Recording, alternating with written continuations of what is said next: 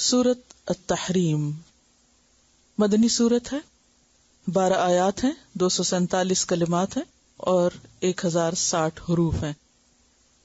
سورت التغابن میں آپ نے دیکھا کہ اللہ سبحانہ وتعالی ازواج اور اولاد کو انسان کا دشمن قرار دیتے ہیں۔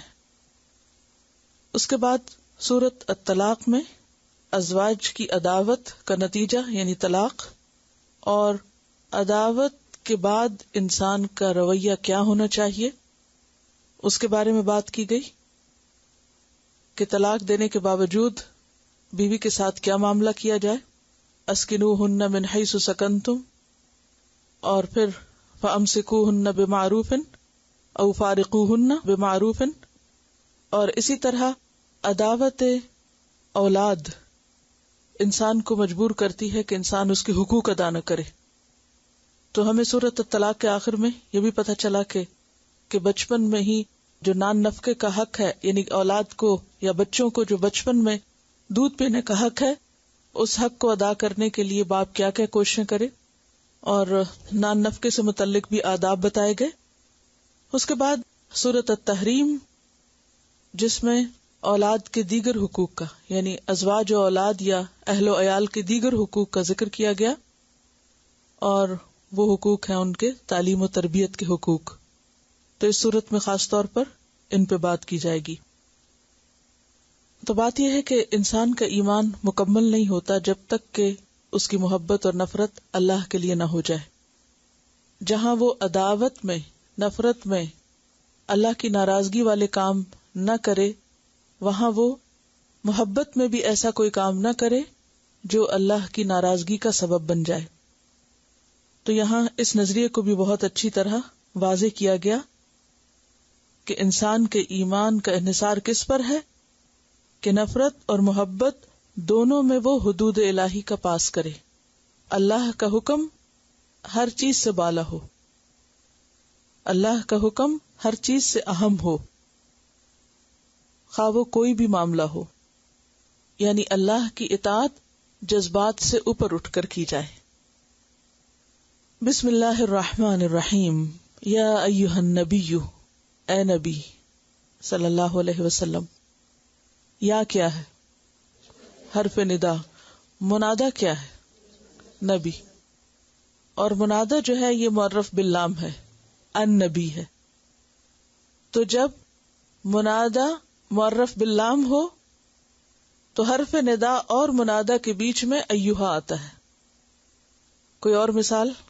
مثلا یا ایہا الرسول، یا ایہا الناس، بہت سی مثالیں آپ کو ملیں گی، کیونکہ اگر ہم ایہا بیچ میں نہ لگائیں تو کیسے پڑھیں گے؟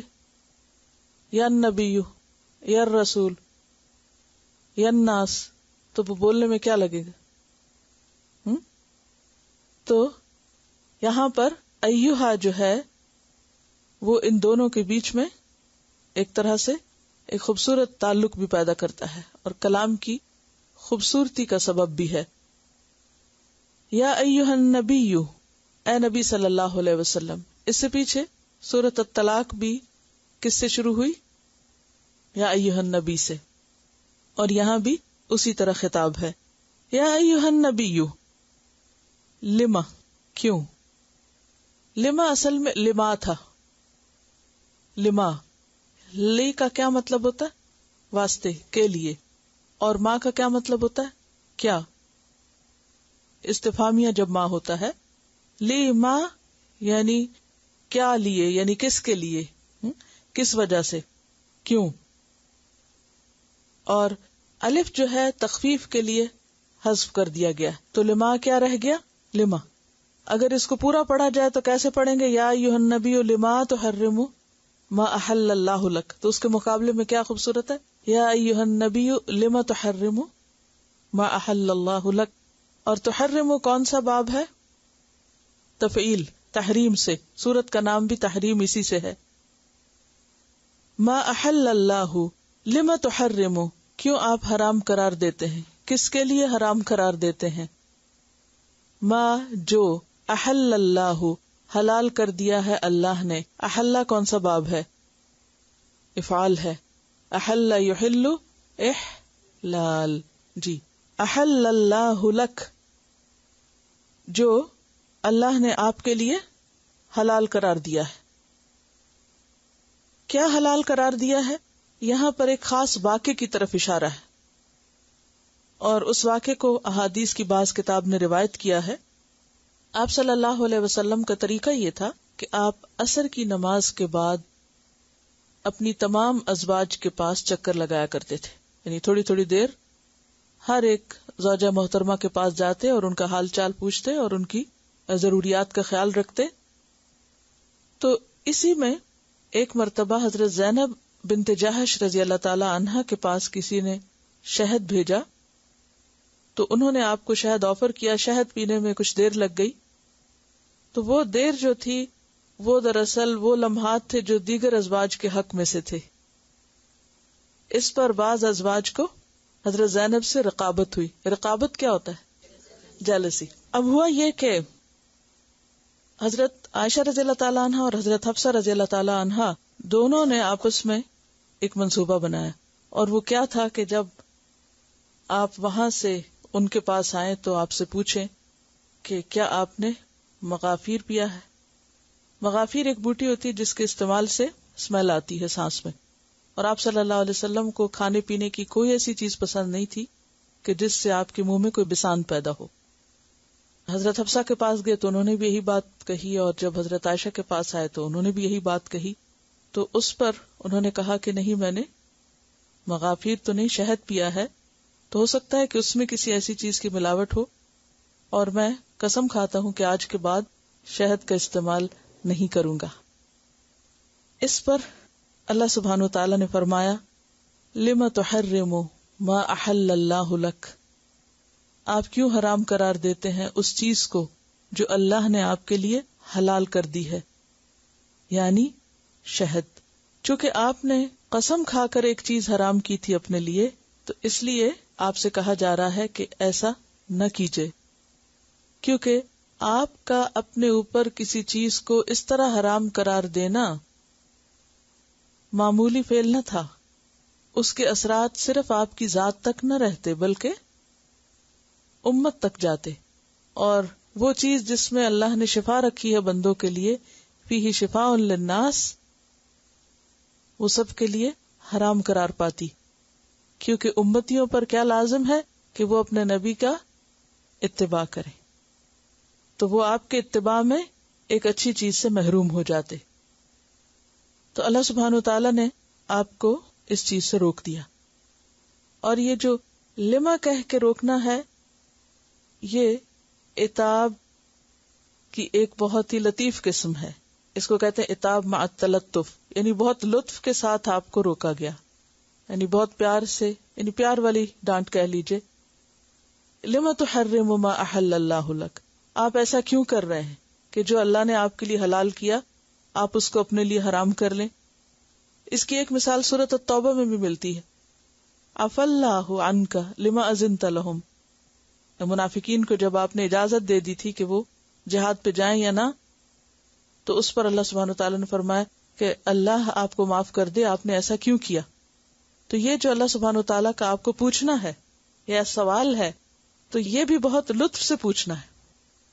لما تحرم ما احل اللہ لک، تو یہ تو نبی صلی اللہ علیہ وسلم کا معاملہ ہے. لیکن عام انسان اگر مصلحتاً کوئی چیز چھوڑ دیتا ہے تو کوئی حرج نہیں. مثلا کچھ لوگ کچھ خاص کھانوں سے الرجک ہوتے ہیں، جیسے کسی کو پینٹ سے الرجی ہے، کسی کو پوٹیٹو سے، کسی کو کسی اور فوڈ سے، اور وہ اس وجہ سے اس کو ترک کر دیتا ہے تو کوئی حرج نہیں.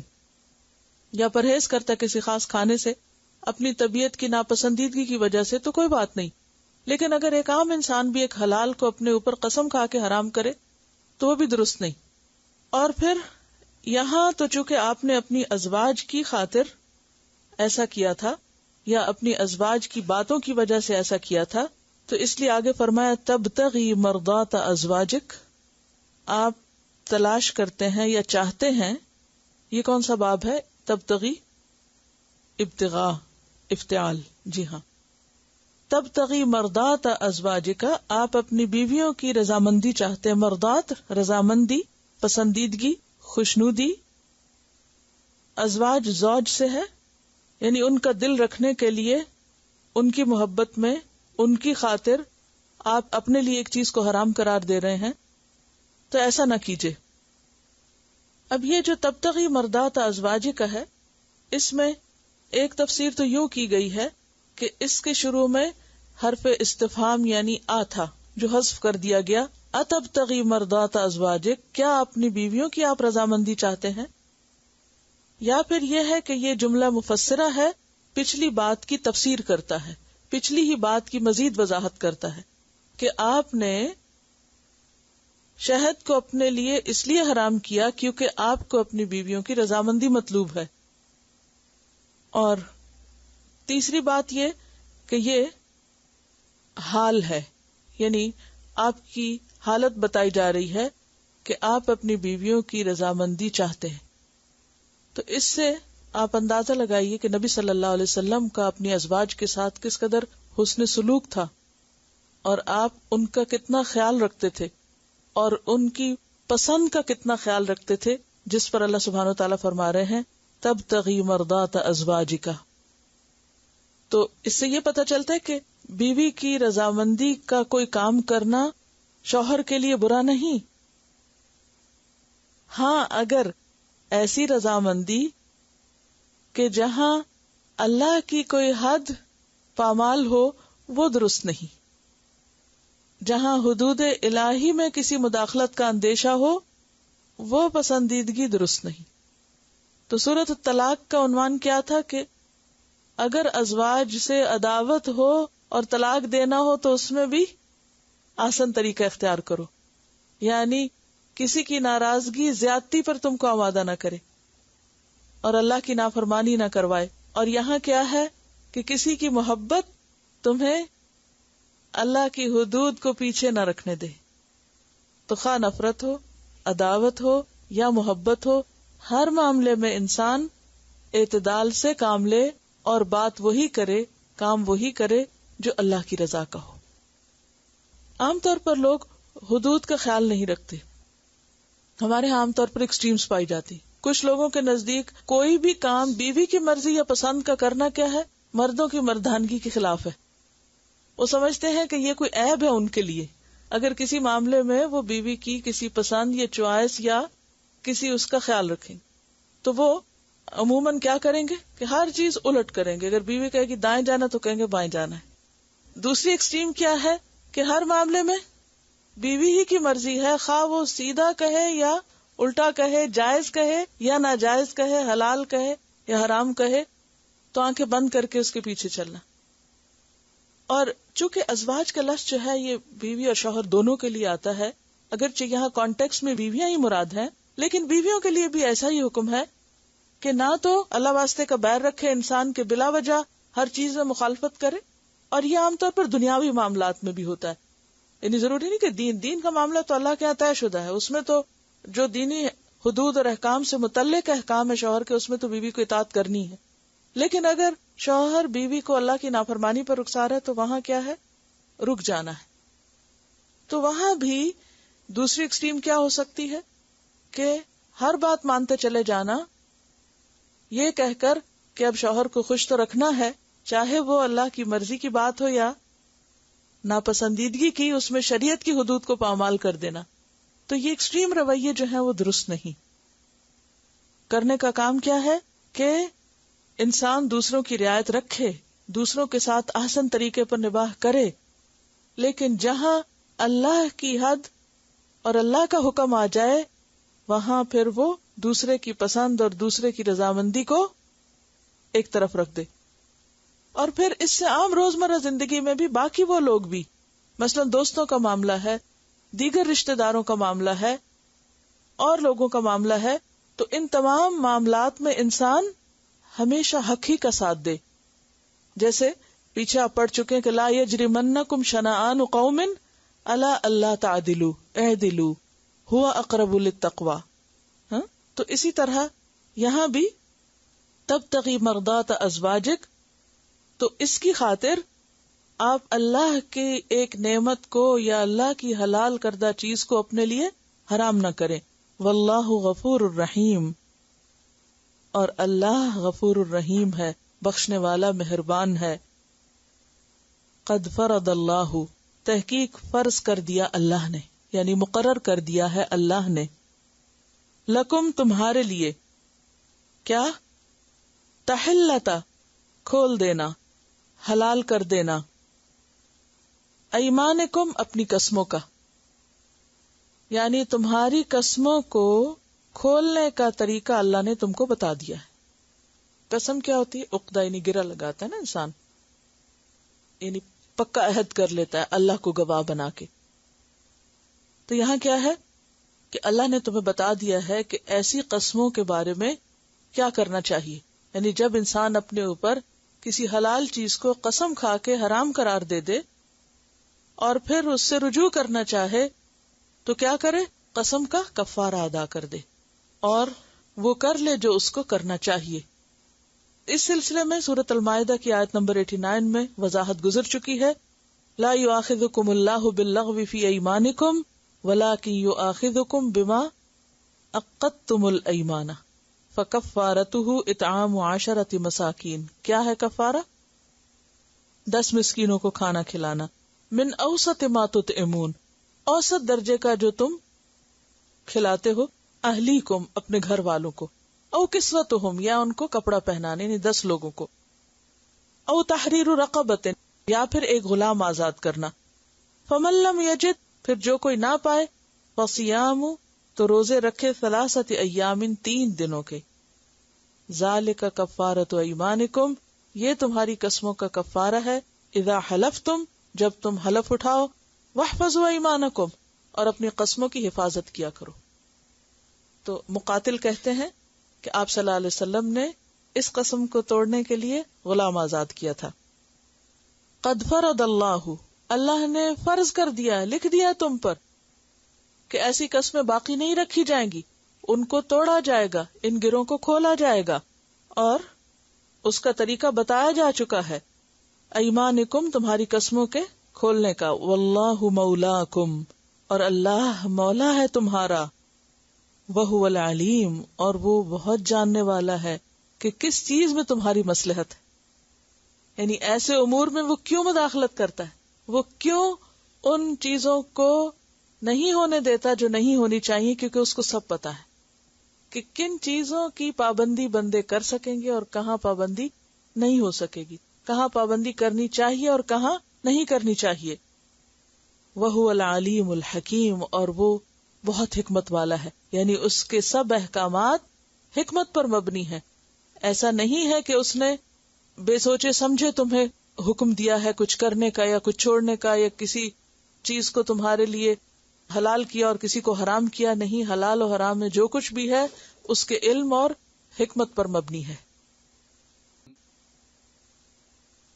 عام انسان کی زندگی بھی احتیاط پر مبنی ہونی چاہیے، لیکن کسی رہنما کی زندگی اور بھی زیادہ محتاط ہونی چاہیے، اور پھر اگر وہ پیغمبر ہو تو پھر آخری حد تک، کیونکہ وہ لوگوں کے لیے واجب الاتباع ہوتا ہے۔ بالکل، اور لوگ آپ سے پوچھیں گے بھی نہیں، بہت سی چیزیں جو آپ کر رہے ہیں وہ آپ کو سائلنٹلی فالو کرنا شروع کر دیں گے، چونکہ انہوں نے قرآن پڑھا اس لیے یہ جانتے ہیں، اور جو یہ کریں وہ ٹھیک ہی ہوگا، تو ہم کیوں نہ کریں۔ اور بعض اوقات لوگ اپنے کرنے کا جواز کہاں سے ڈھونڈتے ہیں؟ فلاں بھی تو کرتا ہے۔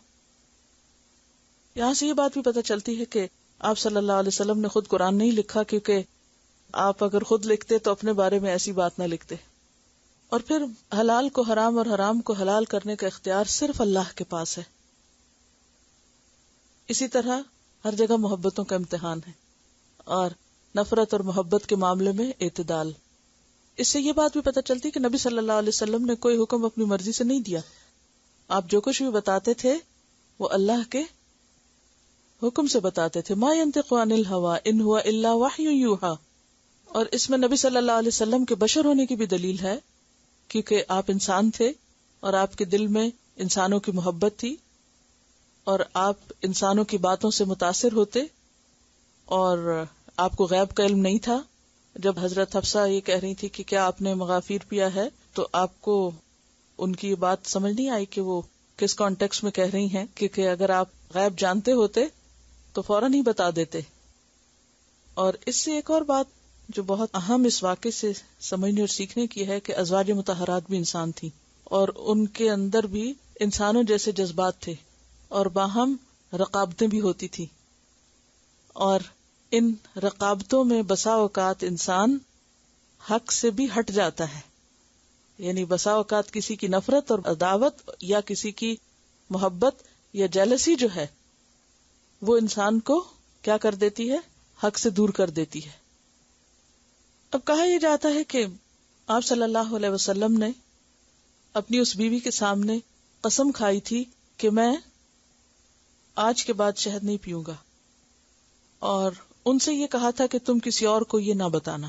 وَإِذْ أَسَرَّ النَّبِيُّ إِلَى بَعْضِ أَزْوَاجِهِ حَدِيثًا، اور جب چھپا کر کی، اسرہ کا لفظ سر سے ہے، سر کہتے ہیں راز، راز میں کی، النبی نبی صلی اللہ علیہ وسلم نے، الا طرف، بعد بعد، ازواجہ اپنی بیویوں کے، اشارہ ہے حضرت حفصہ کی طرف، حدیثاً ایک بات. کہا جاتا ہے کہ یہی بات تھی پچھلی آیات میں جس بات کی طرف اشارہ ہے اسی کے کانٹیکسٹ میں یا اسی کے سیکوینس میں آگے یہ بات آ رہی ہے. فلما نبأت به، پھر جب اس نے بتا دیا اس کو، نبأت یعنی خبر دے دی، کس نے؟ حضرت حفصہ نے، بھی ساتھ اس کے یعنی اس بات کے، حدیث کے. کس کو؟ حضرت عائشہ کو، کیونکہ یہ دونوں کا باہم منصوبہ تھا. لہذا جب آپ صلی اللہ علیہ وسلم نے ایک کے سامنے قسم کھا کر بتا دیا تو اب وہ ان کے دل میں کیسے رہ سکتی تھی یہ بات کہ وہ فوراً ذکر کریں دوسری سے کہ ہمارا منصوبہ کامیاب ہو گیا. فلما نبأت به، پھر جب اس نے بتا دیا اس کو، وَأَظْهَرَهُ اللَّهُ عَلَيْهِ، اور ظاہر کر دیا اس کو اللہ نے، کس کو؟ اس بتانے کو، علیہ اس پر یعنی نبی پر صلی اللہ علیہ وسلم، کہ آپ کی بات آگے پہنچ چکی ہے. عرف بعدہ، آپ نے جتلایا اس کے بعض کو، وأعرض عن بعض، اور اعراض برتا بعض سے، یعنی آپ نے اشارتاً ذکر کر دیا کہ تم نے میرا راز نہیں رکھا اور آگے بتا دیا ہے. فلما نبأہا بہ، پھر جب آپ نے یعنی نبی صلی اللہ علیہ وسلم نے بتا دیا اس کو یعنی اس بیوی کو، بھی اس بارے میں، قالت کہنے لگی، یعنی حضرت حفصہ کہنے لگی، من انبا کا ھذا، آپ کو کس نے بتایا، آپ کو کیسے پتا چلا کہ میں نے راز کھول دیا ہے؟ قالا، فرمایا، نبأنی العلیم الخبیر، بتایا ہے مجھے خوب جاننے والے، خوب خبر رکھنے والے نے، یعنی اللہ نے بتایا ہے. اس سے کیا پتہ چلتا ہے کہ حضرت حفصہ نے جو بات آگے بتائی اور وہ بات اللہ نے آپ کو بتا دی، تو حضرت حفصہ حیران ہو گئی کہ یہ تو کسی تیسرے کو پتا ہو ہی نہیں سکتی، کیونکہ کوئی تیسرا تو اس منصوبے میں شامل نہیں تھا. اور اس سے یہ بھی پتا چلتا ہے کہ کتنا اعتماد تھا ان کو حضرت عائشہ پر کہ وہ آپ کو نہیں بتائیں گی. یعنی اس سے ان کے باہمی تعلقات بھی پتہ چلتے ہیں کہ باوجود اس کے کہ وہ ایک انسانی درجے میں رقابتیں ہوں گی، لیکن اس کے باوجود ان کے باہمی تعلقات بہت خوشگوار بھی تھے اور ان میں ایک اعتماد بھی تھا. اور جیسا کہ عام طور پر اس موقع پر ہوتا ہے، جب کسی کو پلٹ کر ایسی بات بتائی جائے جو راز کھلنے سے متعلق ہو تو اس کا سوال یہی ہوتا ہے، آپ سے کس نے کہا؟ تو یہی بات یہاں پتہ چلتی ہے، جس سے یہ پتہ چلتا ہے کہ یہ بالکل ایک نارمل قسم کے انسانی تعلقات تھے، اور اس میں انسانوں کی وہ تمام جو ایسی کیفیات ہیں جس سے عام انسان گزرتے ہیں، انہی کیفیات سے آپ کا گھرانہ بھی گزرتا تھا. لیکن آپ کا گھرانہ چونکہ ایک ماڈل گھرانہ تھا، ایک نمونہ تھا تمام امت کے لیے، لہذا وہاں اگر تھوڑی بہت بھی اونچ نیچ ہوئی تو فوراً اصلاح کر دی گئی. سورۃ الاحزاب میں آپ پڑھ چکے ہیں، آپ کے ازواج کو کیا کہا گیا؟ یا نساء النبی لستن کاحد من النساء، کہ تم عام عورتوں کی طرح نہیں ہو. اور یہاں بھی کیا ہے کہ اتنا کھول کر آپ کی جو اصلاح کی جا رہی ہے یہ بتانے کے لیے کہ کوئی بھی شخص اصلاح سے بالا نہیں ہے. صرف اللہ کی ذات ایسی ہے جو ہر عیب اور ہر نقص اور ہر کمی سے پاک ہے. تو ازواج خواہ نبی کی ہوں وہ انسان ہوتی، اور انسان ہونے کے ناطے کمی بیشی ہو سکتی، اور اللہ سبحانہ و تعالی ان کا تزکیہ کر دیتا ہے. اس سے آپ کی شان میں کمی نہیں ہوتی، یعنی اس سے ازواج مطہرات کی شان اور قدر و قیمت میں کمی نہیں ہوتی. لیکن اس میں ہم سب کے لیے ایک بہت بڑا سبق ہے، اور وہ یہ ہے کہ اگر وہ ازواج ہوتے ہوئے، انسان ہوتے ہوئے ایسی کمی بیشی کا شکار ہو سکتی تھی، تو ہم بھی انسان ہیں، اور انسانوں کے امتحان سخت ہیں اس دنیا میں. کوئی بھی اپنے آپ کو نیک یا پاک یا گناہوں سے بالا نہ سمجھے کہ ہم سے تو کبھی کوئی غلطی ہوئی نہیں. ہم سب غلطیاں کرتے ہیں کیونکہ ہم ہیومن ہیں، لیکن غلطی کرنے کے بعد اس پر اصرار بری چیز ہے، اس کو نہ ماننا برا ہے، اس کی اصلاح نہ کرنا برا ہے. اور یہاں ہم دیکھتے ہیں کہ وہ فوراً رجوع کر لیتے ہیں. اور اس سے بھی پتہ چلتا ہے کہ آپ صلی اللہ علیہ وسلم پر وحی صرف وہ نہیں آتی تھی جو قرآن میں لکھا ہوا. یہاں تو نہیں کہیں لکھا ہوا کہ وہ کن الفاظ میں اللہ تعالیٰ نے بتایا، قرآن سے تو نہیں پتہ چلتا. کہاں سے پتہ چلتا ہے؟ وحی کی ایک دوسری قسم سے جس کو وحی خفی کہا جاتا ہے. اور جو احادیث کا سرمایہ ہے وہ کس پر مبنی ہے؟ وحی خفی پر مبنی ہے. پھر اللہ تعالیٰ فرماتے ان تتوبا، اگر تم دونوں توبہ کر لو، اللہ طرف اللہ کے، تو یہ تمہارے حق میں بہتر ہے. یعنی جو ہو گیا سو ہو گیا، اب کیا ہے؟ پلٹ آؤ. اور توبہ کیا ہوتا ہے؟ غلطی پہ شرمندہ ہونا، نہ کرنے کا عہد کرنا، اس کی اصلاح کر لینا، یعنی اصرار نہ کرنا. ان تتوبا الی اللہ، اگر تم دونوں توبہ کر لو، فقد صغت قلوبکما، پس تحقیق جھک پڑے ہیں دل تمہارے. صغت کا لفظ جو ہے صاد غین واو سے، پوری طرح جھکنا. تم دونوں کے دل جھک گئے ہیں. اس کا ترجمہ کج ہو گئے ہیں نہ کیجیے، کیونکہ صغا کا لفظ جو ہے یہ کجی کے لیے نہیں آتا، مائل ہونے اور جھکنے کے لیے آتا ہے. ٹھیک ہے، تم دونوں کے دل جھک گئے ہیں. کس چیز کی طرف جھک گئے ہیں؟ دیکھنا یہ ہے کہ اگر دل جھک گئے ہیں تو کس چیز کی طرف جھک گئے ہیں. ایک معنی یہ کیا گیا ہے کہ پہلے ہی توبہ کی طرف جھک گئے ہیں، یعنی توبہ کر لو اور تمہارے دل مائل ہے توبہ کرنے کی طرف. تو اس سے ازواج نبی کی ایک طرح سے تعریف کا پہلو بھی نکلتا ہے کہ جو ہی انہیں احساس ہوا تو انہیں کیا خیال آیا کہ ہمیں توبہ کر لینی چاہیے. تو اس چیز کو واضح کیا جا رہا ہے کہ توبہ کر لو، صرف خیال پر ہی نہیں بس بلکہ کر ہی لو. اب ایک شخص وہ ہوتا ہے جس سے غلطی ہو تو غلطی مانتا نہیں، اصرار کیے چلے جاتا ہے. اور ایک وہ ہوتا ہے جس سے غلطی ہو اور جو ہی اسے احساس ہو تو وہ شرمندگی میں ڈوب جاتا ہے، اس کو شدید قسم کا احساس ندامت ہوتا ہے.